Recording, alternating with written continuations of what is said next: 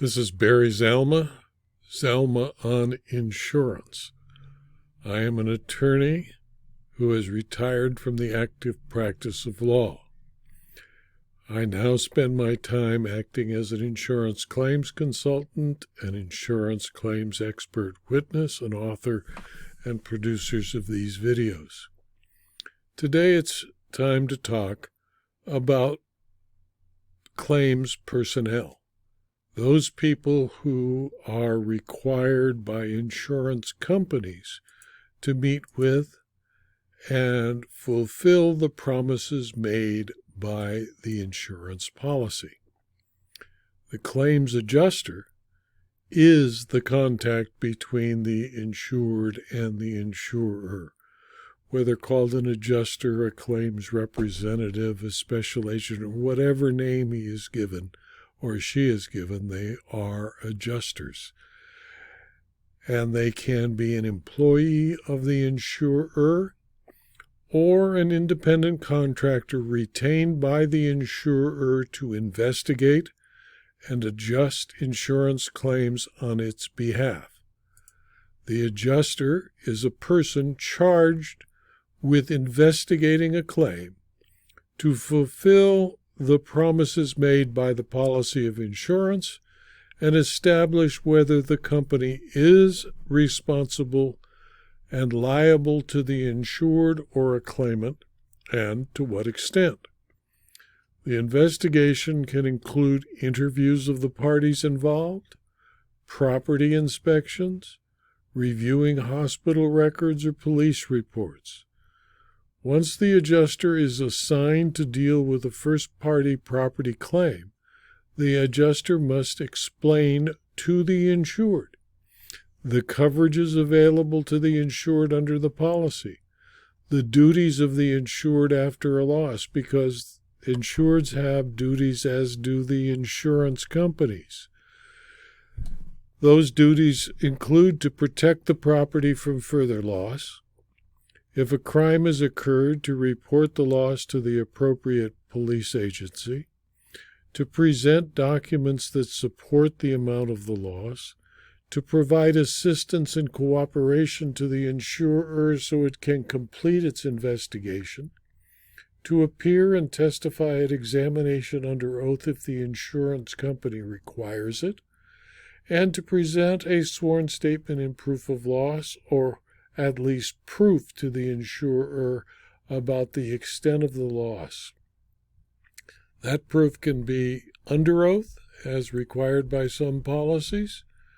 That is often waived by insurers, or simply a proof of claim that provides the insurer with sufficient information to evaluate the claim. That the property belongs to the insured is also a requirement, and that the insurer can only indemnify, that is, pay money to the insured to replace the property loss, but cannot repair or replace the property for the insured. The adjuster will also investigate the loss on behalf of the insurer, review the policy wording to establish that the loss was due to a peril or risk of loss insured against, and investigate to determine if some third person is responsible for the loss who can contribute or pay all of the loss directly to the insured or to an insurer under its right of subrogation. Once it pays its insured, it can then step into the insured's shoes and sue the responsible party. The adjuster usually has a great deal of experience responding to damage caused by fire, lightning, windstorm, hail, flood, earthquake, and other destructive events. If asked, the claims adjuster will recommend to the insured various reconstruction contractors, salvors, inventory specialists, accountants, or other professionals to assist the insured to prepare the evidence necessary to prove his or her loss and file a claim that will be accepted by the insurer. The adjuster does not retain any of those professionals. They are retained by the insured. The only time an adjuster retains a professional consultant or expert is if there is a dispute between the insured and the insurer, and the adjuster needs the assistance of an expert to resolve the dispute. The claims adjuster is empowered by the insurer to negotiate a settlement with the insured. He or she will adjust the loss, since values are often subjective and difficult to establish, to a dollar figure that is agreeable to both the insurer and the insured. Adjusters are often provided with authority to resolve claims up to a certain dollar amount without gaining permission from insurer management. Losses in excess of the authority must be approved by insurance company management and might take a little longer to resolve as the claim information goes up through the bureaucracy of the insurance company. After an agreement is reached with the insured and the insurer, the claims adjuster will also assist the assured in preparing the necessary closing documents. Once the adjuster is assigned to deal with a third-party liability claim, the adjuster must explain to the insured the coverages available to the insured under the policy, the duties of the insured after a loss, such as to cooperate with the investigation of the insurer, to provide all information available to the insured, including a detailed recorded statement, to provide sworn testimony at deposition if required, and to defend any suit against the insured, and to attend trial, participate, and assist counsel in the defense of any suit against the insured. In addition to the adjuster, there is a person called a claims investigator. Although a small part of the work of the claims adjuster is to investigate, the adjuster does many more things than the claims investigator. Insurance companies now retain the services either by employing them directly or by use of independent contractors of investigators whose expertise relates exclusively to insurance claims. The experienced claims investigator is usually a part of or a vendor to a Special Investigation Unit, an SIU, set up to protect the insurer against fraudulent insurance claims and mandated by most states as a means to reduce the amount of fraud perpetrated against insurers. The fact that an insured is contacted by a claims investigator does not, however, mean that the insured is suspected of committing fraud. By virtue of his or her training and experience, the claims investigator is more skilled than the claims adjuster in discerning facts and evidence that can be used in a court of law if a fraud has been attempted or has succeeded. When a third party is making claims against the insured, the claim investigator will seek the assistance of the insured to determine whether the insured is liable to the claimant for injuries claimed, and if not, the defense is available. The claim investigator is also required to conduct a thorough investigation to determine if the third person is attempting fraud. The claims investigator will also contact independent witnesses, work with the police authorities or fire authorities to see to it that the value of the claim is separately determined and to gather sufficient information to make certain that an attempted fraudulent claim is defeated. Although the majority of suspected fraud claims investigators work on are perpetrated by third parties, they also handle fraudulent claims perpetrated by insureds.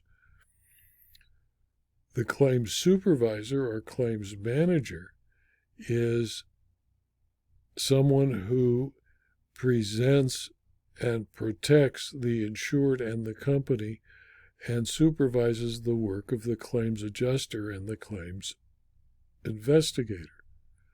an insured presenting an average claim will resolve it with the claims adjuster, who first contacts the insured after the report of loss, usually within 40 days of presentation or report of the claim. The insurance company claims department is set up with a hierarchy based upon the complexity and value of losses and claims. The claims adjuster's authority is limited, whether he or she is an employee of the insurance company or a contractor. The claims supervisor has more authority to resolve claims than the adjuster and will be consulted by the claims adjuster if the loss exceeds the adjuster's authority. The supervisor controls the work of several adjusters, drawing on his or her greater experience, education, and training to assist the adjusters in preparing claims and completing a proper good faith investigation. The claims manager supervises several claims supervisors and all of the adjusters supervised by the various supervisors. He or she has the maximum authority in the office to resolve insurance claims. In large insurance companies, there are several other layers of supervision at regional and home office levels. The insured must be aware that his or her adjuster must obtain clearance to resolve the claim through the multiple levels of authority. The time needed to resolve the claim will be extended as each level of authority reports to the next. The prudent claims adjuster advises the insured at the first meeting as to how complex the process will be, so that the delays inherent in a hierarchical business structure will not come as a surprise to the insured. Claims counsel get involved in rare claims only where they are needed. The insured may meet with an attorney representing the insurer under two circumstances. One, if the insured has been sued by a third person, the insurer will retain counsel to defend the insured at the insurer's expense. Counsel will meet with the insured and work to present the most effective defense to the suit. Insureds most often meet with claims counsel in a situation where the insured is in an automobile accident and a third party sues him or her for injuries incurred in the accident. 2, if there is a problem with coverage or with the extent of a claim, if the insured retains counsel to present his or her claim of a first-party loss, or if fraud is suspected, the insurer will retain counsel to protect its interests. Attorneys who represent insurance companies in such situations are often referred to as coverage counsel. Coverage counsel will usually deal with the insured's personal attorney if the insured retains one, or directly with the insured if the insured does not retain personal counsel. The insured may meet with coverage counsel if an examination under oath is demanded by the insurer to resolve coverage issues found in the investigation of a first-party claim. In that case, the insured must, as a condition of the insurance, appear before claims counsel and give sworn testimony. The insurance examination under oath is a formal type of interview authorized by an insurance contract. It is taken under the authority provided by the condition in the insurance contract that compels the insured to appear and give sworn testimony on the demand of the insurer, or find his, her, or its claim rejected for breach of a material condition. A notary and a certified shorthand reporter are always present to give the oath to the person interviewed and to record the entire conversation. The examination under oath, or EUO, is a tool used sparingly by insurers in the United States when a thorough claims investigation raises questions about the application of the coverage to the facts of the loss, the potentiality that a fraud is being attempted, or to assist the insured in its obligation to prove to the insurer the cause and amount of loss.